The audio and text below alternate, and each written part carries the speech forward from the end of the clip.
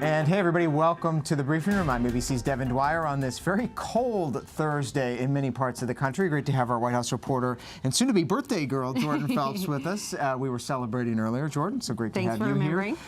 Big stuff underway here at the White House today with some border negotiations, border security talks up on Capitol Hill. They're looming large, but not a lot happening there. Let's bring in our John Parkinson up on Capitol Hill for an update on those border security talks. John, everybody's sort of talking about the talks. They're trying to see what's going on, trying to get a sense of whether we're going to have another shutdown or whether we could see a national emergency declared. But you were just telling me that there's no one actually on Capitol Hill right now negotiating? That's right. There's no negotiations that are happening today. Yesterday, the conference committee did meet for the first time, but lawmakers went home after votes yesterday, and they're not expected to be back until Tuesday when we have the State of the Union. So probably the next meeting we'll see from those conferees probably won't even happen until next Wednesday. But Speaker Pelosi, was here at the Capitol today, and I did get to ask her about whether she would put a bill on the floor, whatever the conference committee comes up with. And she told me, of course, I'll put it on the floor for a vote. And I asked her, even if it includes border wall money? And she said, just flatly, it's not going to include border wall money. And we saw how that played out at the White House. She made a huge, huge wave with those comments, and I think we have them. Let's take a listen to Nancy Pelosi answering your question. There's not going to be any wall money in the legislation. As an appropriator, I take pride in the ability of the appropriations members to reach consensus left to their own devices without any other interference. I look to them for guidance. They know their brief. They know the dollar amounts. They know the impact of investments, and all of them. Many of them have experience in all of this. And let's remind everybody, this is the group of bipartisan lawmakers that's supposed to help us avoid another government shutdown and give the president some of what he wants. Jordan, the president was tweeting this morning after what he heard from Nancy Pelosi, and as the lawmakers took a break from their early talks, he wasn't very optimistic about this. No, the president actually said Republicans are wasting their time. And he also, Devin, we see him kind of setting up here that he's kind of lowering expectations, right, for what's going to come out of this and almost spinning it as a way to say, you know what, I've actually succeeded. I'm already building wall. Reality check, no new wall has been built. There are some renovations that have been going on. But you see the president starting to spin this message, perhaps in preparation for nothing to come out of these negotiations. Yeah, and he's not going to get a lot from Democrats. Let's go back to John Parkinson. John, the Democrats put their proposal, their opening bid on the table yesterday, and I think we have a graphic of some of the things they're offering. They are offering to spend some money on border security. I think something like 1,000 new customs officers they've proposed. They're talking about some new technology, upgrades at the ports of entry, scanners, drones, mail facility protection systems. Well, there's one big thing missing from that list, though, John. There's absolutely no mention of the wall. And can you detect any wiggle room there? Did you get the sense this is simply an opening bid, or is Pelosi's line the final line? I think if there's any wiggle room, it's not going to be on building new construction on the southern border. I think that it would be to replace existing structures that are failing, right? One thing that you just mentioned there from that list was the ports of entry, and Speaker Pelosi today said that, you know, they may be open to adding a couple ports of entry where they do see a flow of immigrants coming across the border. And she said, of course, that would entail, you know, adding some sort of, you know, structures down there on the border that may include, like, you know, having some sort of a gate, like, you know, you would see in Tijuana or some of the other ports of entry that we have. And so she expressed a willingness to do that, to build new roads that, you know, help the border security agents that are on the border, you know, patrolling those areas. So she's not completely closing off infrastructure on the border, but as far as building new wall in new geographic areas, she's drawing a red line right there. All right, John Parkinson on the Hill for us. Thanks so much. We know you'll be on those talks when they start up next week as that clock ticks down to another funding expiration. But the president didn't mince words either today. It wasn't just Nancy Pelosi, Jordan. You saw his comments earlier in the Oval Office. Yep. Here's a little bit of what President Trump had to say about the negotiations. If they don't give us a wall, it doesn't work. Without a wall, it doesn't work. We have caravans right now coming up from Honduras, who we give a lot of money to, which is stopping, by the way. But we pay hundreds of millions of dollars to Guatemala, Honduras, and El Salvador. And then they have caravans leaving their country coming up here. And Alex Mallin's at the White House for us now. Alex, you know, the president from time to time has suggested maybe he would accept something that's not the wall, a fence perhaps, other forms of security, steel slats. But here we are again. It's like deja vu. If it's not a wall, there's no deal.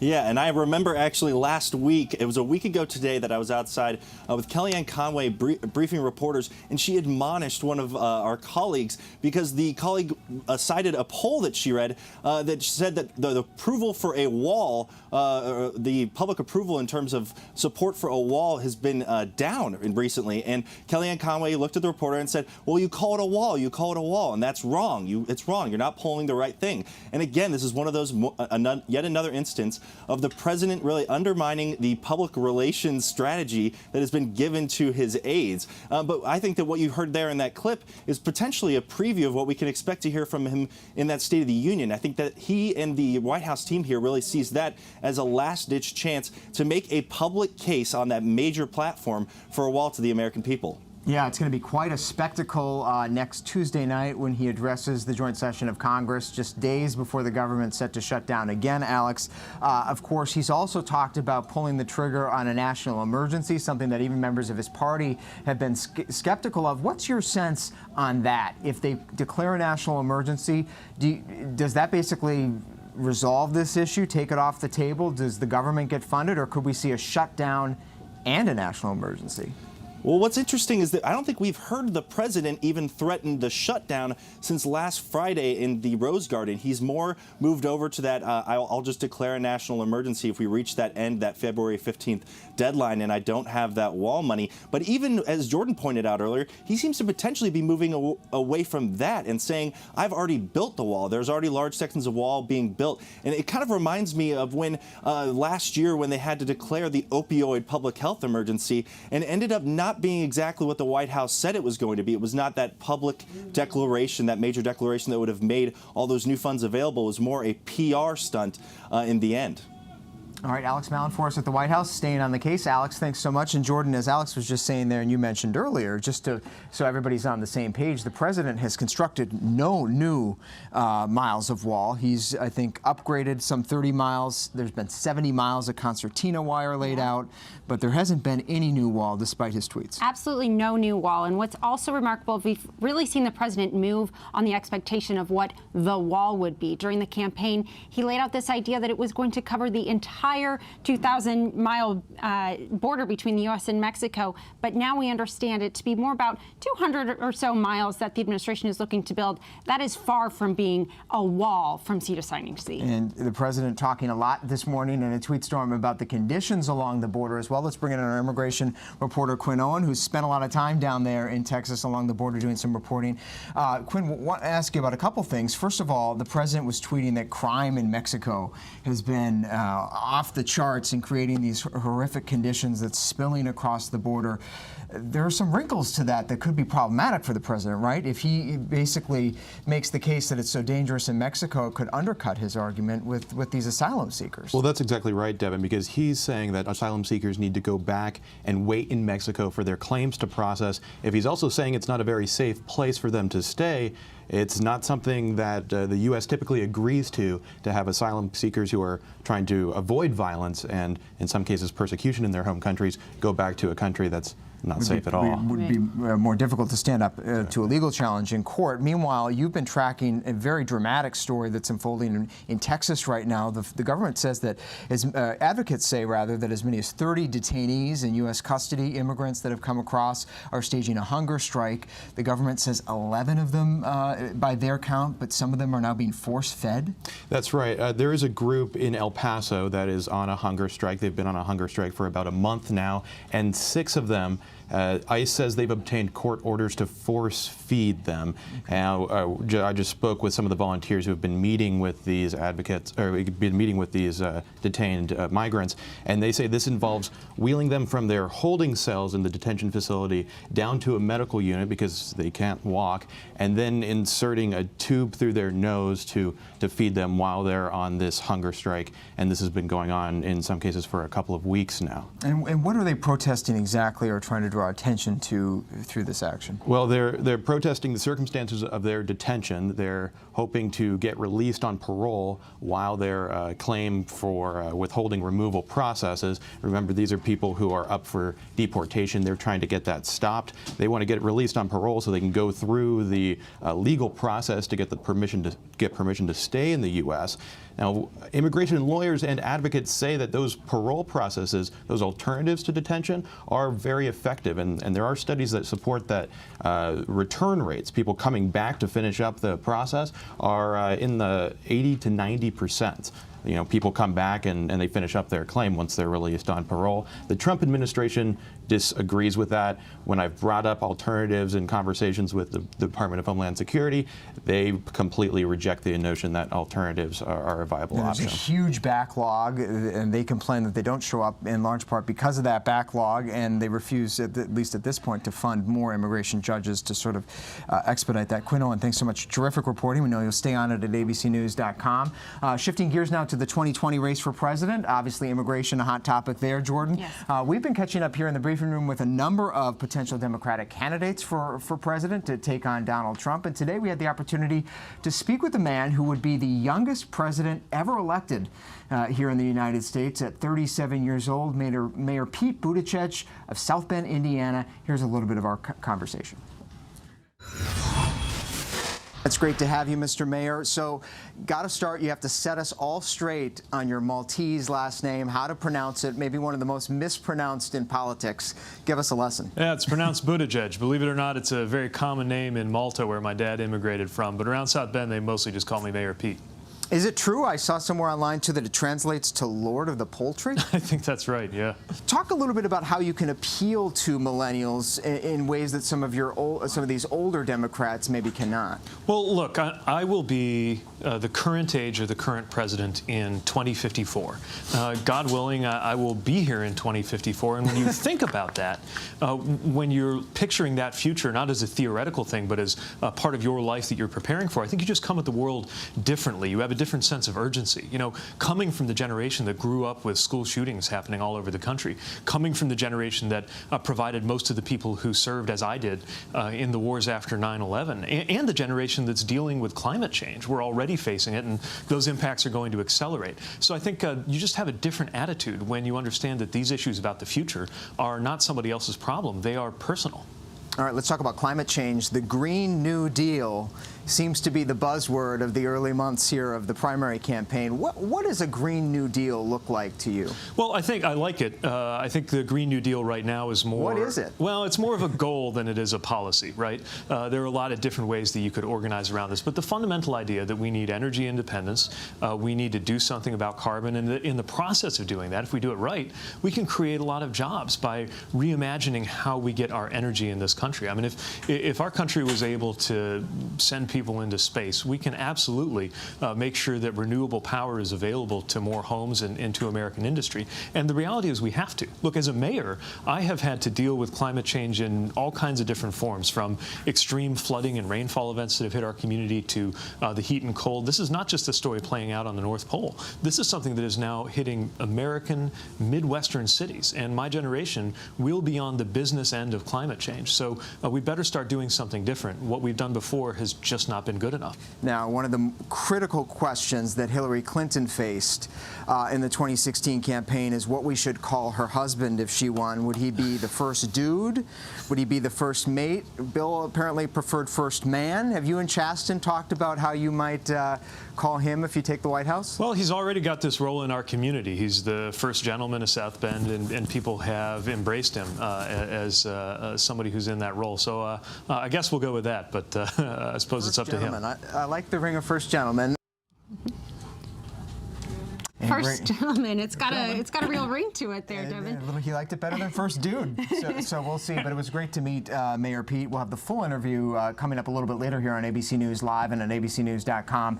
And tomorrow we'll be talking with John Delaney, who is former congressman from Maryland. He's been spending the most time out in Iowa. He's been to all 99 Iowa counties already, and this thing hasn't even really gotten started. So tune back in tomorrow to meet John Delaney. Shifting gears a little bit, back to the Mueller investigation. Top headline here in Washington today, Jack, is Roger Stone making waves again, just a day after he was arraigned. He found a camera today, and he wanted to hold a press conference and talk to reporters. So much for that gag order that people were speculating about might come down this week. He's out in full force. Well, yeah, certainly while he can, he wants to talk all he can about the raid and about the charges against him. And so try to 7 counts. So he was indicted and arraigned by Robert Mueller's team. 5 counts for lying to Congress. Also charged with obstructing justice. Also charged with tampering with witnesses. And we learned from the government today that they consider their evidence pile here to be voluminous and complex. What does that mean? Right. So part of this is people have a requirement and a right to a speedy trial. But when a case is really complicated, the Justice Department can slow that down so they have more time to deal with the evidence. So part of this is just procedural, but they have terabytes worth of material to get through that they, presumably just seized in a search and seizure last Friday. So a lot of stuff for them to still pour through. He's still pleading not guilty. He says he didn't do any of these things, including lying to Congress. And in fact, that press conference you were talking about today, Jack, our team was there. Let's take a little listen to what Roger Stone had to say about all that evidence that the feds say they have against him. I believe that over a 2-year period, maybe even a 2.5-year period, my emails, my text messages, my phone calls have been monitored. There's certainly nothing new. I have deleted nothing. I have erased nothing. So, playing to the court of public opinion, Jack also went on to complain a little bit about that pretty remarkable FBI raid that we saw some coverage of a few days ago when they stormed his house trying to bring him out in handcuffs. He says that the president, Lindsey Graham, some other Republicans want an investigation of the FBI for how that was conducted. What's your sense of how that went down? Well, certainly there are some questions that could be addressed. We don't know everything that the FBI knows and that Mueller's team knows. Presumably at some point we might see publicly the search warrant affidavits, the things that they wanted to look for, the things that they were trying to seize, and what they in fact got. The other thing is that he says guys showing up with M16s, amphibious assault vehicles. Really?